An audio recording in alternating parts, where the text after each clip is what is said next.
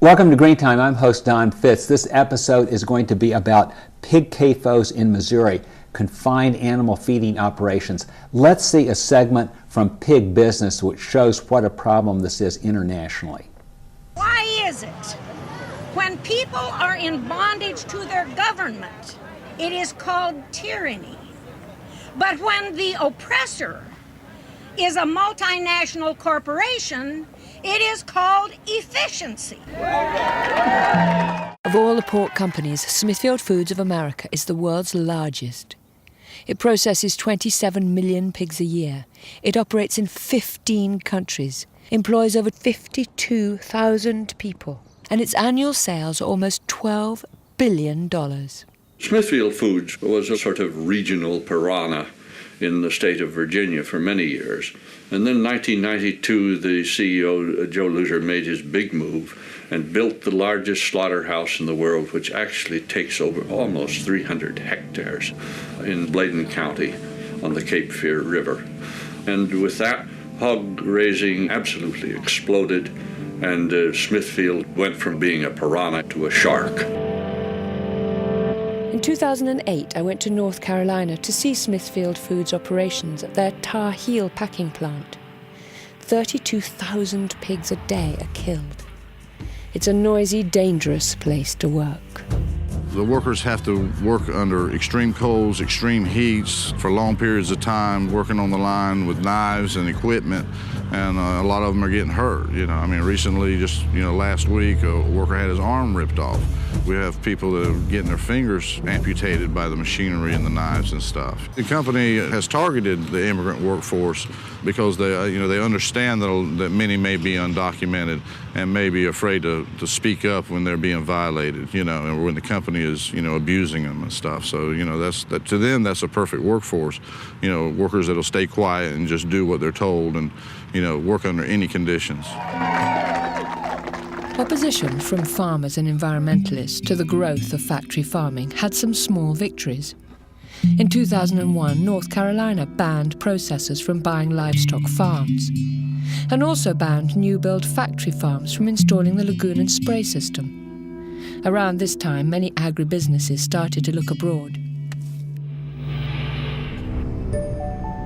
And a country to which Smithfield turned their attention was Poland, destined to join the European Union, and a country where land and former state farms were relatively cheap, labour costs low, and regulations light. In Poland, Smithfield bought the former state-owned slaughterhouse, Animax, followed by 21 state farms. Its managing director explained why. We are in the farming business because we want to make money on it, and we believe that this has a great future. First of all, we are by far the biggest farmers in Poland. Secondly, we believe that Poland is a great opportunity for let's say, a foothold to get into the European market. In Poland, the arrival of big foreign factory farms coincided with a change in the law, which reclassified the definition of pig feces from sewage to fertilizer. This enabled the farms to use spraying techniques like this, common in America. Raczej skorzystali ci, co używają dużo tej gnojowicy. To jest, powiedzmy, jeden z negatywów rozwoju gospodarczego w Polsce.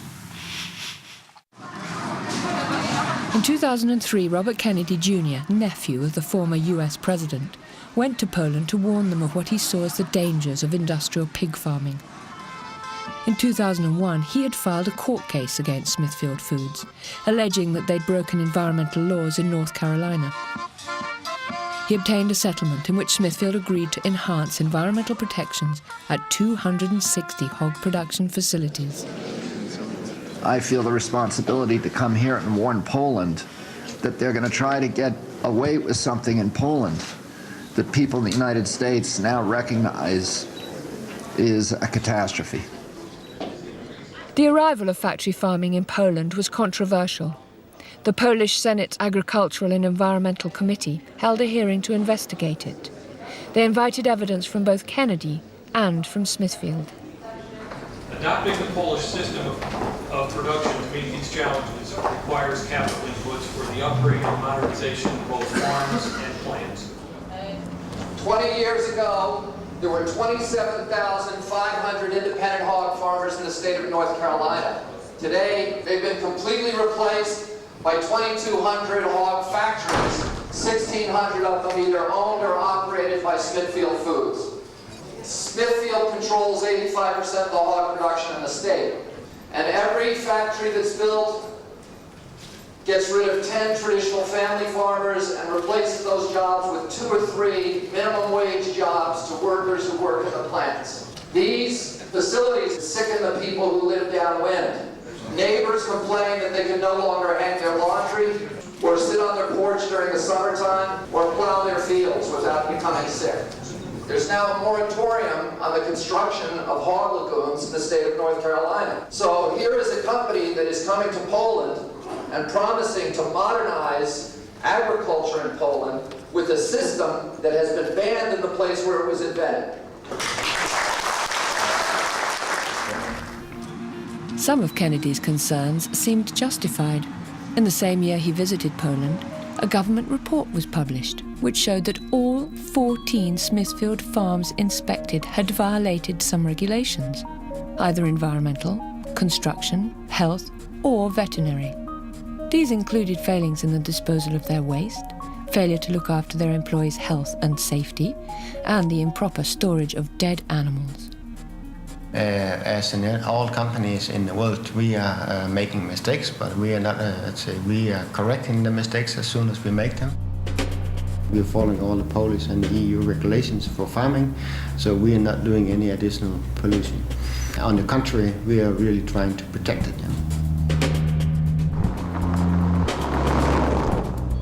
In 2004, I decided to go to Poland to see the impact of the new foreign factory farms and the lagoon and spray system on the Polish environment, rural life, and the quality of its food, which was destined for consumers all over Europe.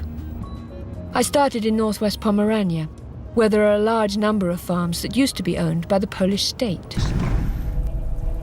The first state farm that Smithfield's Polish company Prima bought in 2001 was Boszkowo, which by 2004 housed 17,000 pigs. My guide, Marek Kreider, of the Polish Animal Welfare Institute, introduced me to one of the local residents. For many years before Smithfield arrived, they'd been complaining about their local groundwater, believing it to be contaminated. Sam zacząłem chorować, między innymi zacząłem chorować po spożyciu wody. Could you tell me what specifically is the illnesses that people are getting around here? No, z tego co ja wiem, no to są to przede wszystkim ze strony przewodu pokarmowego, żołądek, poza tym jakieś zmiany na skórze. Also near Boszkowo, I heard locals' claims of what had happened to children who had swum in the nearby lake. No takie normalnie po prostu takie jako odrzucenie czy coś takiego. Czerwone się robi, bo nic drapie cię i to po prostu... Red skin, they got red skin. Nie ma tak jak było powiedzmy nawet 2 lata temu, gdzie się łowiło ryby i było zielsko, tak w tej chwili nie ma. Ryby nie tak. Ona dosłownie dzień leży. Za 2 godziny ona już jest nie do brania. Ona się po prostu rozchodzi.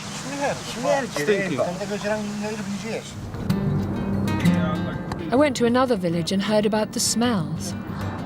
Here, another former state farm has been converted into a giant hog factory with 20,000 pigs on the fringes of a village.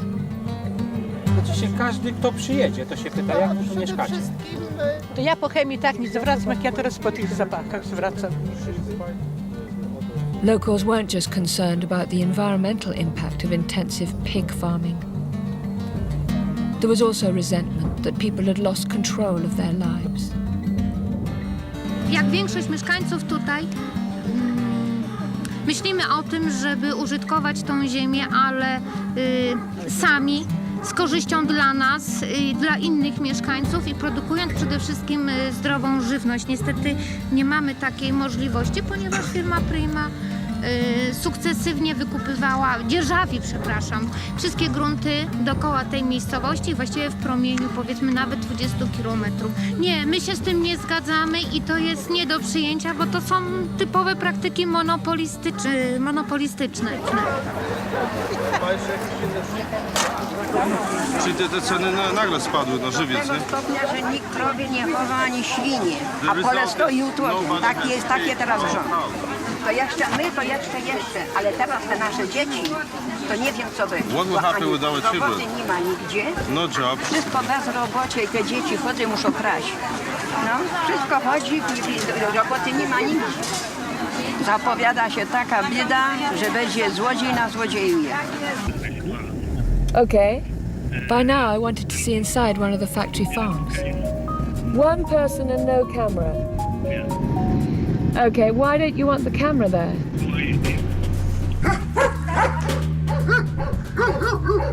I'd like her to follow and take a picture of the pigs inside the ventilation shaft. You from there, will you? Yeah, quickly before anybody comes. Unable to get an authorised picture of conditions inside any of Smithfield's Polish farms, a broken air vent was an inviting opportunity.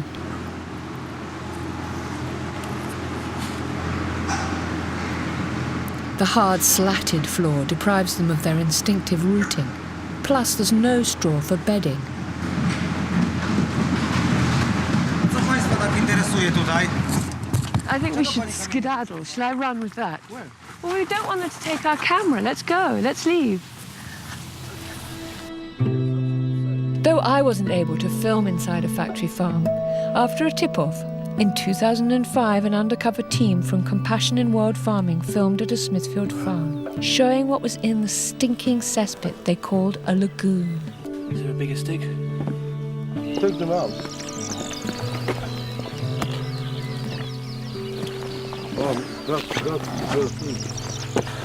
Smithfield responded to these pictures by saying it was physically impossible for dead pigs to get into the lagoon, and they would never tolerate disposing of them in this way. And they also claim that local officials, after an investigation, concluded that the pigs found did not come from their farm. Later in the same year, another team from Compassion in World Farming managed to get inside one of Smithfield's farms at the village of Wiskowice.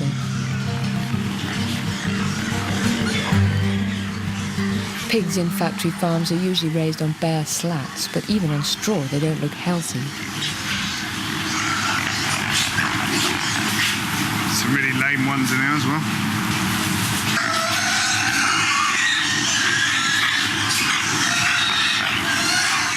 I asked Smithfield about these pictures, and they said that their pigs' health and welfare are their top priorities, and their Polish farms either conform to or exceed EU regulations. Although I've asked them twice, with regard to these particular pictures, they say that the allegations and the events described are absolutely false.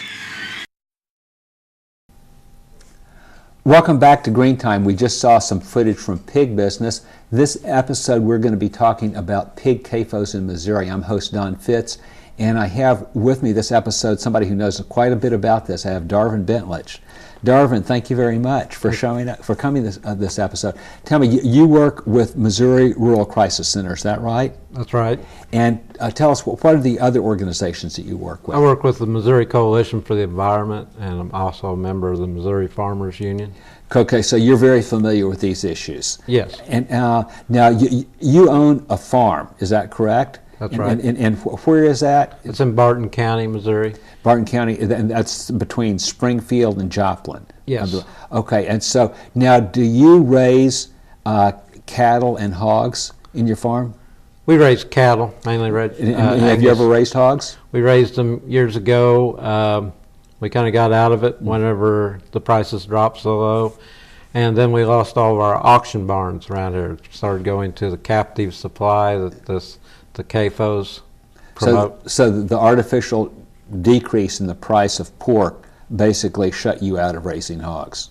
Yeah, there wasn't any place to sell them around there. You could not beat the prices of the confined animal. You couldn't compete at those prices. Now the DVD that we just saw a segment of, do you have any thoughts about that?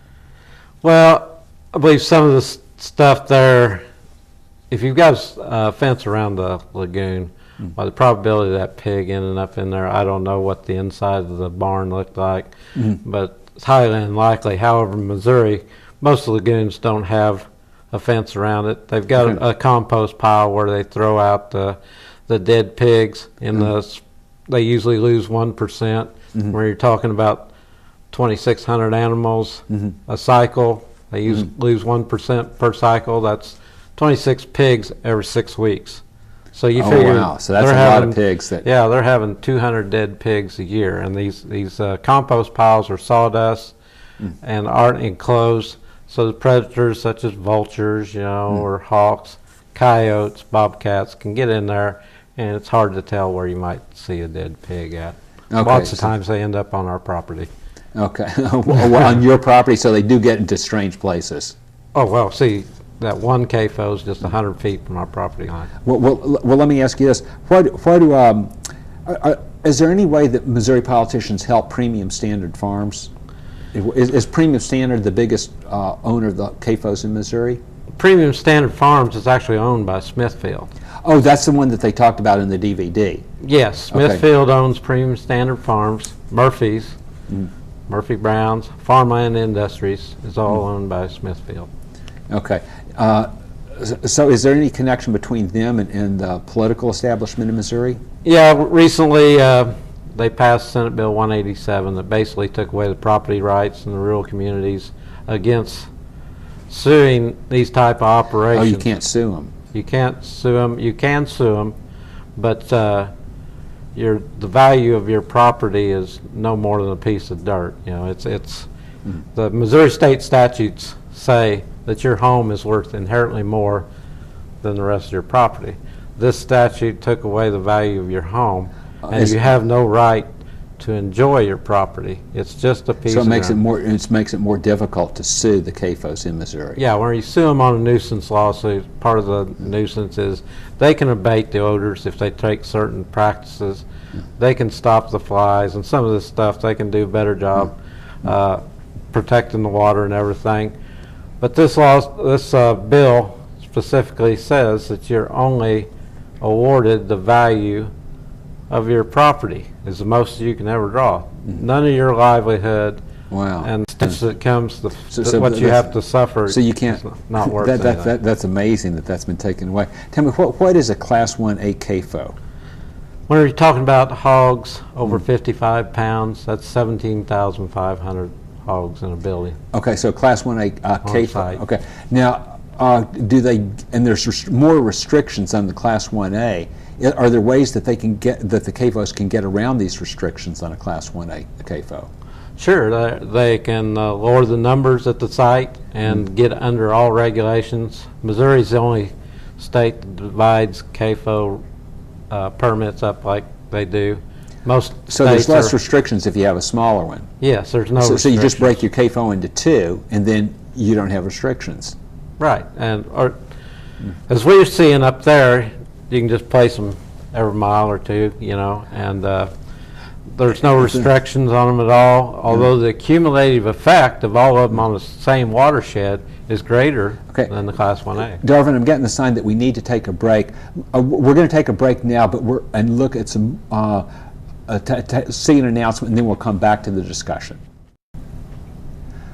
Welcome back to our discussion of CAFOs, Confined Animal Feeding Operations in Missouri. I'm host Don Fitz, and with me I have Darvin Bentlage, who has a farm in Missouri in the area right between Springfield and Joplin. So Darvin, we were just discussing some of the issues of having CAFOs in Missouri. The Missouri Department of Natural Resources, does that do a good job of regulating CAFOs, or do you think there's any loopholes or problems with its regulation? The main problem is enforcement.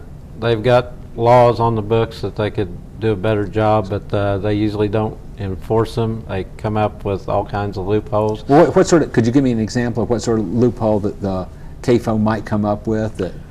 The sizing down, the going under the Class 1s. Okay, so that would be 17,500 hogs, and so they would have to enforce more strict standards. That 17,500 is a 1A. Okay. All the permits are Class 1s, and it starts with, I believe it's 3,000. I say 3,000 hogs is a 1C to 5,000, and 5,000 to 7,000. This is animal units I'm talking. Right, and so they have stricter restrictions the greater the number. And are you saying that they don't really count them very well? They don't. Missouri has just the permits. They say they have 500 permitted ones. Only 20 are Class 1As, which are highly regulated. They have to keep records. They have to do barrel tests on where they're going to put their lagoons to determine the amount of leakage that's going to happen. Apparently, they don't consider these lagoons leak until they get to the size of 15, 20 million. Which is pretty damaging. Oh, yeah. Okay. Now, tell me, if you talk about CAFO, sometimes you hear about GIPSA. And GIPSA, am I correct, that's the Grain Inspection, Packer, and Stocker Act. Am I correct? Okay, so what does that have to do with CAFOs? Well, this is try to stop the consolidation in the livestock industry. This was an act that was actually came up with in 1920. So so it's really old. It wasn't it's just really old, and back then most of the politicians were directly connected with the farm. So they saw a problem with the concentration that could happen in the meat industry. So they came up with this, and it kind of, the corporations respected it for a while, then it went into the back closet, and we're just kind of opening up the closet now, and we're trying to enforce it because of the concentration of vertical integration. And the GIPSA law would make everything transparent. In other words, the packers could not give special premiums to people just because they could produce a large number of and that happens now. In other words, a packing industry might give a special privilege to somebody who comes in with a huge number of hogs as opposed to a family farmer who might just have a few dozen or a few hundred. Sure, they do it all the time. It's easier for them to fill their orders with the retailers. They can get this large supply, go to one place and buy everything they need.